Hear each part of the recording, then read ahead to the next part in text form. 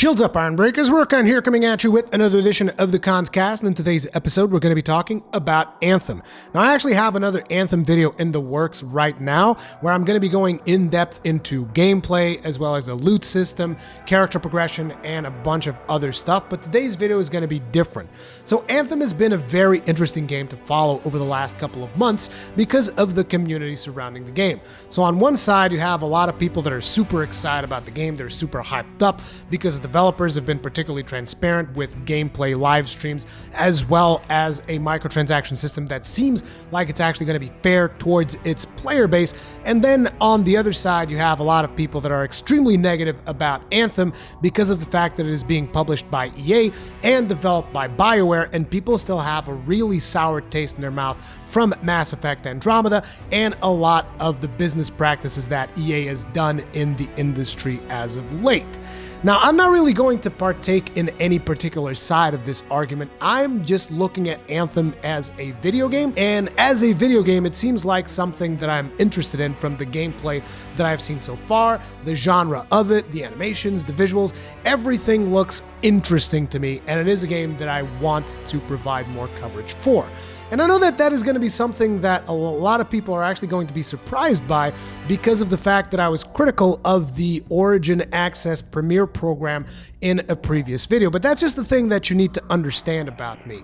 I can be critical about something that I'm interested in. As a matter of fact, if I'm not interested in something, I'm usually so disinterested that I can't even get myself to actually do videos on it. So if I'm criticizing something, it usually means that I want that something to be better because I want to enjoy it more.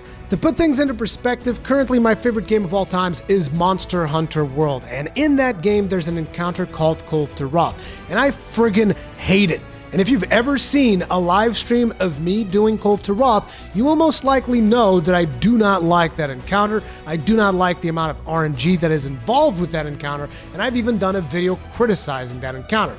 Now, does that mean that I'm always being negative about Monster Hunter World? No, I've been pretty positive about a lot of things in Monster Hunter World that I think are friggin' fantastic, but that one thing I think is negative, and I will point it out. And that is going to be the case with every single game that I will ever cover in my channel. If there are positive things, I'll be sure to talk about them. And if there are negative things, I'm also going to be talking about them. You can't have one without the other. And I would appreciate if people keep friggin' accusing me of like, oh, you're just jumping on hate trains for clicks and all this other bullshit. No, understand something. If I don't like something, I'm probably not even going to talk about it because I'm just not that interested in it. If, however, I am very interested in something and I see negative aspects on it, I'll criticize it in hopes that eventually those things can be changed for the better. That's how it works. And another thing that might surprise some people is that I'm actually a part of the EA Gamechangers Program, which I've been seeing a lot of videos making the round recently of people saying that everyone that's a part of the Gamechangers Program is an EA chill. And then you can look at the history in my channel where I've been very criticizing of Battlefront 2, of the monetization practices in that game, and in Need for Speed, and in other EA titles that I've had access to through the Gamechangers Program, and up until this point, I haven't really been kicked off the Gamechangers Program.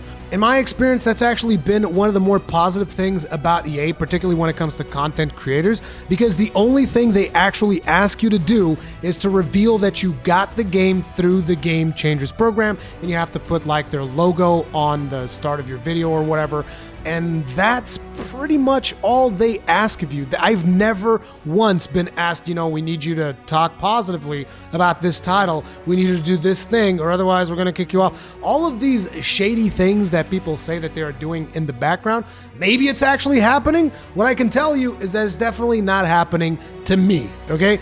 Anyways, back to Anthem. I'm interested in Anthem for several reasons. I like co-op games.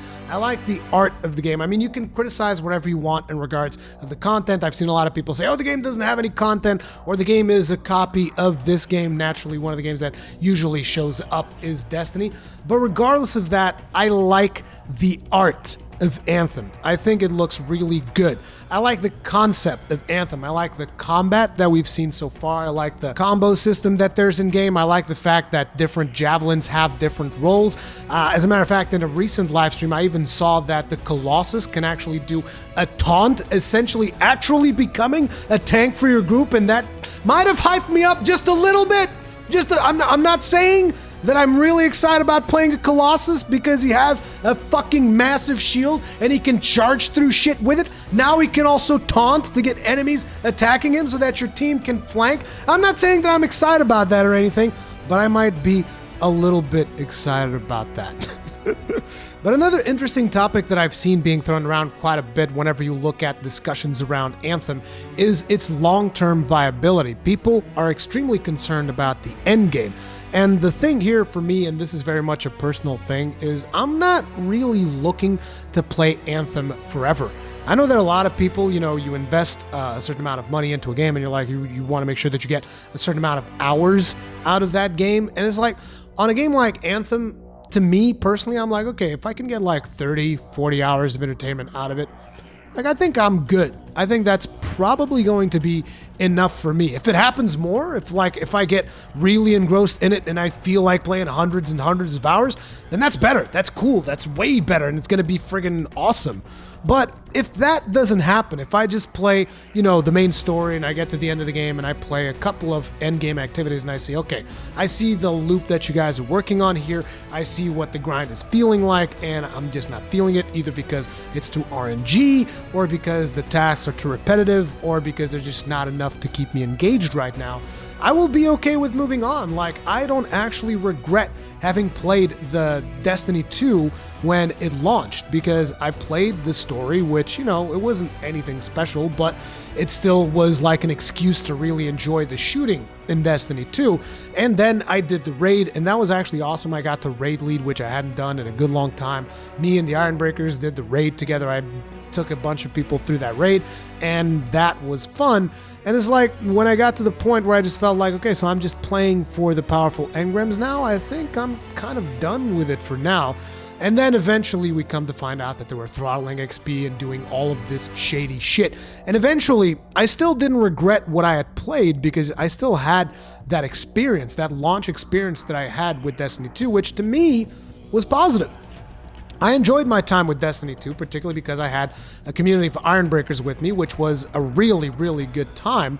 And I don't regret that time that I spent playing that game. I don't like the fact that Bungie essentially backstabbed a large portion of its community afterwards, and that's the main reason why I stopped playing Destiny 2, but, at the same time, the launch experience was what it was, and the launch experience for Anthem is going to be what it's going to be. It's either going to be a lot of fun, or it's not going to be as fun, but either way, I want to see what that is like. And if we get to the end of the story, and I don't feel like playing it after doing a couple of endgame activities, then that will be that, but I will be okay with it.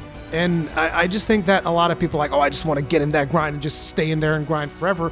And like, look, if you I never look at things that way. That's just not me. Like, Monster Hunter World, I never would have imagined that I would have played, at this point, 1,200 hours of that game.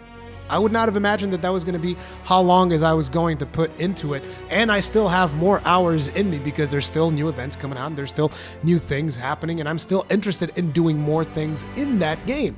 And if Anthem happens to be something like that, all the better. If I happen to pour 1,000 hours into Anthem, that's friggin' great. If I happen to put only 30 or 40, that's still okay, because that's still the experience that I've had leveling up and probably playing with some of you guys, the Ironbreakers. That will still be a fun time, okay?